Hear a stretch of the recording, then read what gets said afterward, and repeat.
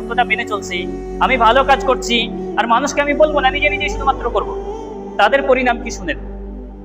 আল্লাহ রাব্বুল আলামিন এগুলো এক্সাম্পল হিসেবে কোরআনে আমাদের জন্য রেখে দিয়েছেন। যদি আমরা মানুষকে না ডাকি, যদি আমরা অন্যায় দেখে প্রতিবাদ না করি। দাউদ আলাইহিস সালাম নামের একজন নবী ছিলেন, এবং ওই সময় আল্লাহ রাব্বুল আলামিন তাদেরকে, তার কওমকে শনিবারের দিন মাছ ধরতে নিষেধ করেছিল, এবং সেই কওম শনিবারের দিন মাছ ধরেছিল, এবং তাদের মধ্যে থেকে তিনটা ক্যাটাগরিতে সমাজের লোক বিভক্ত হয়ে যায়।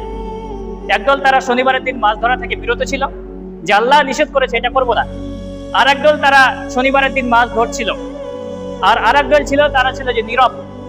আমাদের সমাজের অধিকাংশ মানুষ এরকম, যে ওরা মাছ ধরছে ধরুক, ওরা যা খুশি করুক, আমি তো আর মাছ ধরছি না।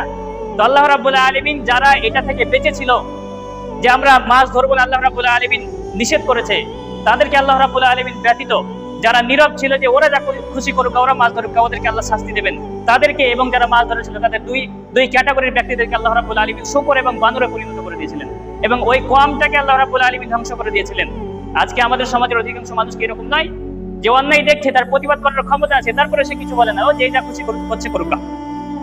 এরকম করা যাবে না। আমরা অধিকাংশ মানুষ হকটাকে মেনে চলি, কিন্তু আমরা মানুষকে বলি না। হক মেনে চলা যতটা কঠিন, হক মেনে চলা অবশ্যই কঠিন, তবে হক বলা তার চাইতে আরো বেশি কঠিন।